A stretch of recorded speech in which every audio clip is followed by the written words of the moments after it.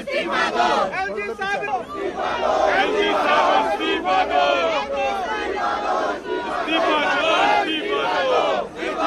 Hello भाई, गाड़ी अंदर जाने मुझे अभी का झंडा इस्तीफा दो। अभी का झंडा हाय हाय, अभी का झंडा हाय हाय, अभी का झंडा हाय हाय, अभी का झंडा हाय हाय, एलजी साहब हाय हाय। अरे आज खत्म करना होगा, अरे वरना तुमको जाना होगा। अरे अभी का झंडा होश में आओ, अरे अभी का झंडा इस्तीफा दो। अरे अभी साहब होश में आओ, अरे अभी का झंडा होश में आओ, अरे होश में आओ, होश में आओ, अरे होश में तुमको आना होगा। अरे वरना तुमको जाना। अभी का झंडा हाय हाय, अभी का झंडा इस्तीफा दो। अभी का झंडा इस्तीफा दो। होश में आओ, अरे अभी साहब होश में आओ, अरे होश में तुमको आना होगा, अरे होश में तुमको आना होगा, अरे वरना तुमको जाना होगा। अरे अभी साहब इस्तीफा दो, अरे अभी साहब इस्तीफा दो, अरे इस्तीफा तुमको देना होगा, अरे तुमको आना होगा, अरे हर्ष तुमको आना होगा, अरे वरना तुमको जाना होगा। अरे झंडा होश में आओ, अरे झंडा होश में आओ, झंडा हाय हाय, झंडा हाय हाय, झंडा हाय हाय, झंडा होश में आओ। मुर्दाबाद, और बिना सक्सेना मुर्दाबाद, अपने सक्सेना डरता है, उन्हें सक्सेना डरता है, पुलिस वाला क्या करता है, सक्सेना डरता है, पुलिस वाला क्या करता है, बिना सक्सेना डरता है, बिना सक्सेना डरता है, बिना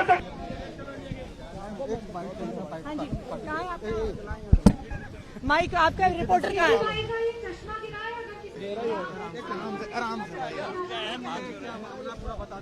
देखिए, आज हम एलजी विनय सक्सेना जी के ऑफिस के बाहर प्रदर्शन कर रहे हैं क्योंकि दिल्ली की बहनें, दिल्ली की बेटियां, दिल्ली की महिलाएं दिल्ली में सुरक्षित नहीं हैं। दिल्ली की एक बेटी के साथ हिंसा हो जाती है, इतनी दरिंदगी हो जाती है, लेकिन एलजी साहब को कोई चिंता नहीं है।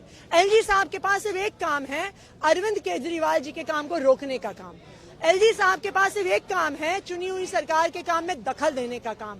सुबह से लेकर रात तक एलजी से राजनीति करते हैं और जो उनका काम है कि दिल्ली के महिलाओं को सुरक्षा दें, दिल्ली में लॉ एंड ऑर्डर की स्थिति को सुधारें, दिल्ली पुलिस को जवाबदेह बनाएं, उसके लिए एलजी साहब ने पिछले 1 साल में एक भी काम किया हो तो वो आज हमें बताएं।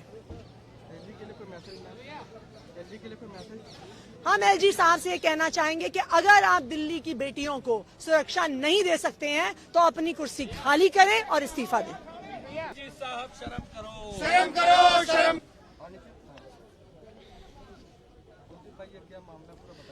आज जिस दिन दिल्ली पूरा देश मिलकर जश्न मना रहा था, दिल्ली के अंदर एक बेटी को किस प्रकार से सड़क पर रौंदा गया, बिना कपड़ों के रौंदा गया और उसकी मर्डर कर दिया गया, उसकी हत्या कर दी गई, और ये सब हुआ दिल्ली पुलिस की नाक के नीचे। ये सब हुआ एलजी साहब के अंडर में जो दिल्ली की पुलिस आती है उसकी नाक के नीचे। और अब उस मामले को दबाने के लिए चाहे लेफ्टिनेंट गवर्नर हो चाहे दिल्ली पुलिस हो, ये दोनों उस मामले को दबाने के लिए लगे हुए हैं। और हम जब इनसे सवाल करने आए दिल्ली के लोग तो ये वाटर कैनन चलाने का काम करते हैं, पानी की बौछार करने का काम कर ठंड के अंदर, हम एक बेटी को न्याय दिलाने के लिए। क्यों? क्योंकि उस बच्ची की एफआईआर भी दर्ज नहीं की गई, उस बेटी की उसकी एफआईआर दर्ज नहीं की गई। एफआईआर जो दर्ज हुई है उसके अंदर इतनी हल्की धाराओं के अंदर मामला दर्ज किया गया है, उसको रोड एक्सीडेंट बना दिया गया। एक मर्डर को, एक इतनी बड़े अपराध को, जघन्य घटना को, जहां एक बेटी के साथ ये घटना हुई और ये पूरे देश को शर्मसार करने वाली घटना है और दिल्ली पुलिस ने इसको एक एक्सीडेंट बना दिया। आज उसकी आवाज को उठाने के लिए उसमें मामला दर्ज हो, लेकिन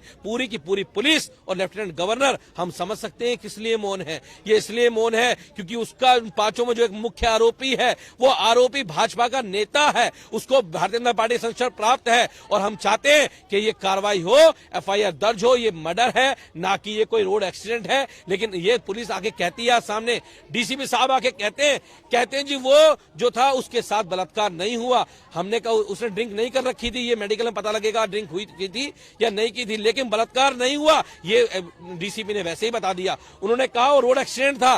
क्या 4 किलोमीटर तक किसी लड़की को खींच के ले जा सकता है रोड एक्सीडेंट के अंदर? कितना दगदाई है। अगर ये सबकी बेटियां हैं, हमारी बेटी भी है, आपकी बेटी भी है, सबकी बहन बेटियां हैं, माताएं हैं, लेकिन आज जिस प्रकार का रवैया दिल्ली के अंदर जो जंगल राज बना दिया गया है, दिल्ली को जैसे आज जंगल में तब्दील कर दिया गया है, जगह जगह रोज चोरी घटनाएं होती हैं, कहीं पर बहन बेटियों को बलात्कार होता है, रोडों पर बहन बेटियों को छेड़ा जाता है। आज दिल्ली बिल्कुल भी सुरक्षित नहीं है हमारी बहन बेटियों के लिए और ये सब हुआ एलजी के राज में। ऐसे लेफ्टिनेंट गवर्नर को अपनी सीट पर बैठने का एक मिनट भी उन्हें इस सीट पर नहीं बैठना चाहिए, उन्हें इस्तीफा देना चाहिए और नहीं दे सकते तो कार्रवाई करें। ऐसे दोषियों के ऊपर 302 में मुकदमा दर्ज करना चाहिए, उसके ऊपर बलात्कार, उसमें जिस प्रकार की घटना ये हुई है उसमें एफआईआर होनी चाहिए। लेकिन ये बहुत दुखद है कि आज हमारी बहन बेटियों के साथ दिल्ली के अंदर प्रकार की घटनाएं हो रही हैं और जब हम उसके लेके आते हैं तो वाटर कैनन चलाने का काम होता है। उन्हें लगता है हम लोग डर जाएंगे, दिल्ली वाले डर जाएंगे। उसकी आवाज को हर प्लेटफॉर्म पर उठाने का काम करेंगे, उसको न्याय दिलाने का काम करेंगे।